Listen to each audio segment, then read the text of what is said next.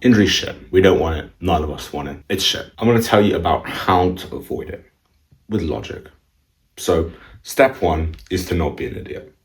Step two is to not forget about step one.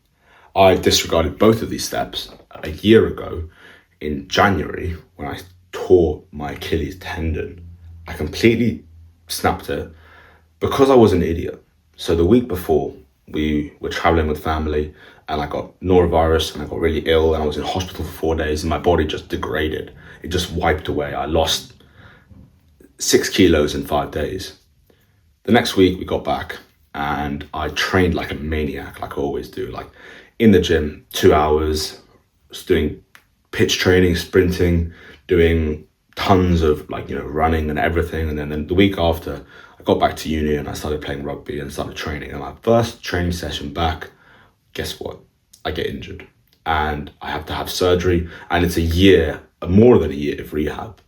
So that is the biggest lesson that I learned, was to not be an idiot, because I was an idiot.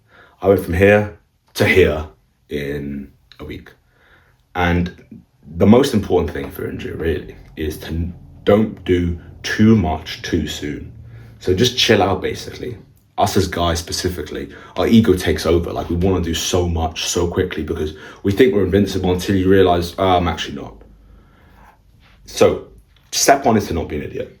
And step two is to not forget about step one. It's so important because if you let this ego take over, you will end up picking up an injury. And it's shit, but it's true. I know you know all this stuff, get enough rest, get enough sleep, eat well. You know it. You might not do it, but you do know it. And I just want to reframe your mindset a little bit. So if you are a kind of gym bro, for example, treat your body like a pro athlete would.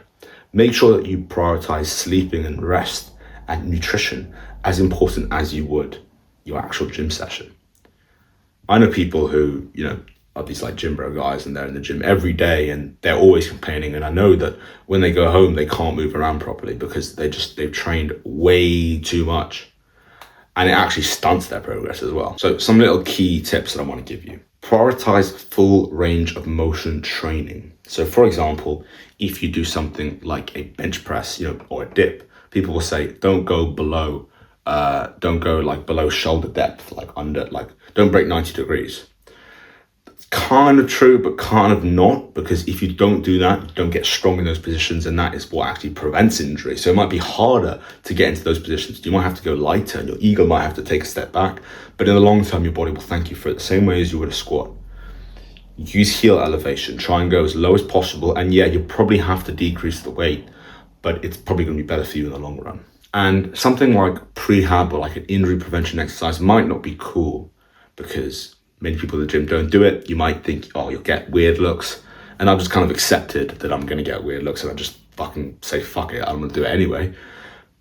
But it will make you a better athlete and even if you just want to go to the gym, it'll make you just more comfortable day to day. You'll feel like you can do more. You won't feel like you have this niggling burden of having these injuries. You'll feel better. And so if you prioritize it, and even if you just do 5 minutes at the start before your actual session, you'll make a lot more progress in just kind of completely getting rid of all of your injury concerns. I remember, so I had shoulder surgery 4 years ago, and I remember that it would really bother me, like pushing, pulling just hurt. And there is one exercise that I found that just completely just eradicated all my pain, and that was face pulls, but doing it with 2 ropes so I can get like a really wide grip and strengthen external rotation when your shoulder does that. And that basically, I've been doing that 2 or 3 times a week for the last 4 years, and I don't have any shoulder discomfort in that shoulder anymore.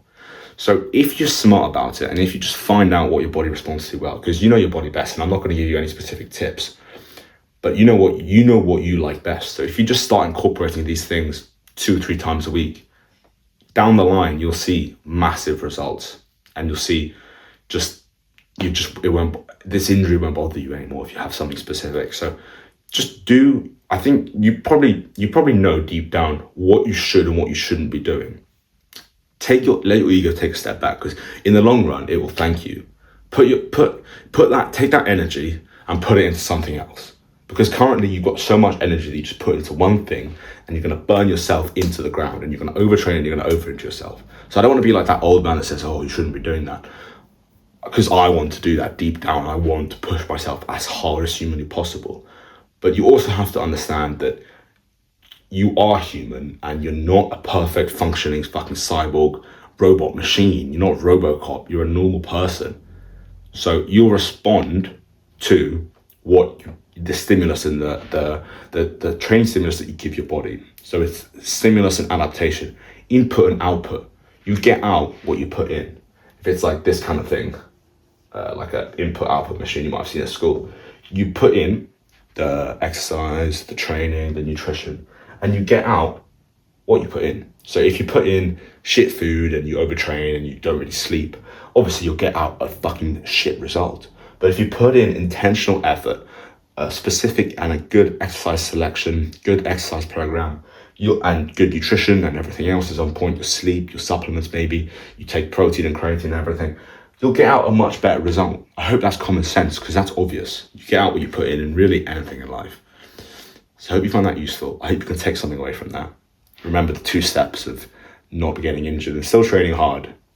Don't be an idiot and refer to step 1. I hope you found that useful.